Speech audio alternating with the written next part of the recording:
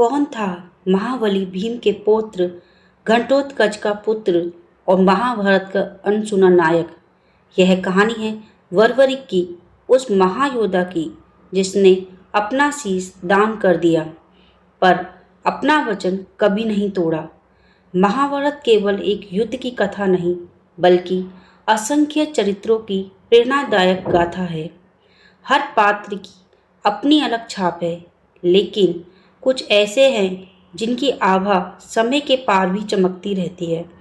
इन्हीं में से एक है वरवरिक, जिन्हें आज खाटू श्याम के नाम से पूजा जाता है।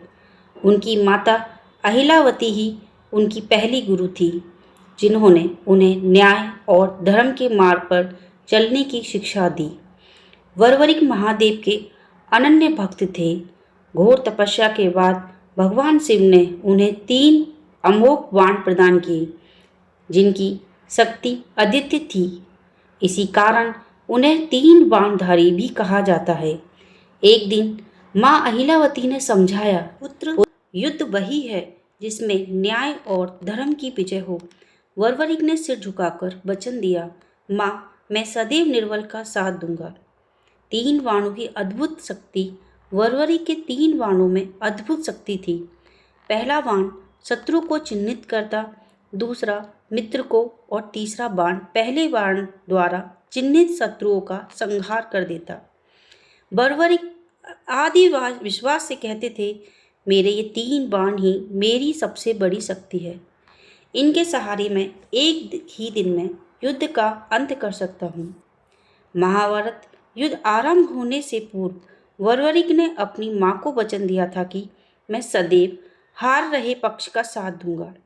जब युद्ध भूमि की ओर बढ़ रहे थे, रास्ते में एक ब्राह्मण जो स्वयं श्री कृष्ण थे, उन्होंने उनसे पूछा, वीर, तुम्हें इस युद्ध को समाप्त करने में कितना समय लगेगा? वरवरिक ने मुस्कुराकर कहा और उत्तर दिया, मात्र 1 दिन। मेरे 3 बाणों की सहायता से। कृष्ण ने चौंकते हुए कहा, क्या सचमुच? तुम अपनी शक्ति का प्रमाण दो। उस पीपल के पेड़ के सभी पत्तों को अपने बाण से भेद कर दिखाओ। वरवरिक ने पहला बाण छोड़ा और सारे पत्ते चिन्हित हो गए। कृष्ण ने एक पत्ता अपने पैर के नीचे छुपा लिया था, लेकिन बाण उनके पैर के पास आकर घूमने लगा। कृष्ण ने पूछा, ये बाण क्या कर रहा है?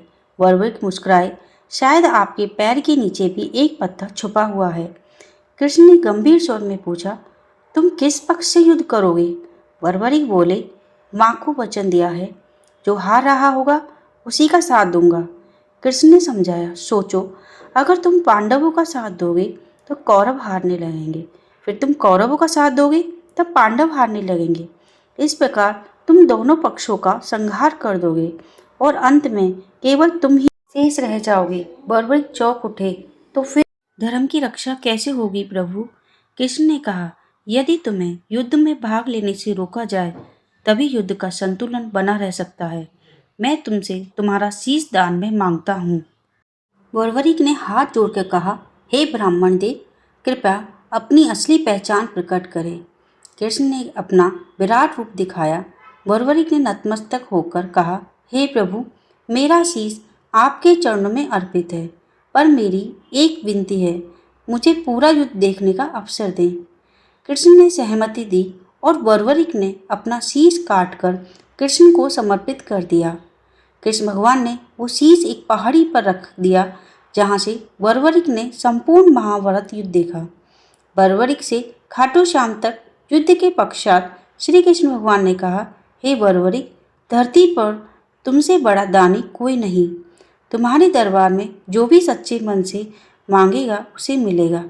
आज राजस्थान के सीकर जिले के खाटू गांव में खाटू श्याम जी का भव्य मंदिर है। हर वर्ष लाखों श्रद्धालु यहाँ शीश नवाते हैं। भारत के विभिन्न हिस्सों में वरवरिक को बलिया देव, आकाश भैरव, राजा जनक पर आदि नामों से भी पूजा जाता है। वरवरिक की कथा केवल तेज योद्धा की नहीं, बल्कि त्याग, वचन, बद्धता और धर्म की अमर कथा है। खाटू श्याम के रूप में वे आज भी श्रद्धालुओं के दुख दूर करते हैं और उनकी कहानी हर युग में प्रेरणा देती है। यदि आप ऐसे और अद्भुत पात्रों की कहानियाँ जानना चाहते हैं तो अमेजिंग आध्या को सब्सक्राइब करें, क्योंकि हर कहानी में छिपा है कोई नया संकल्प, पौराणिक कथा। धन्यवाद।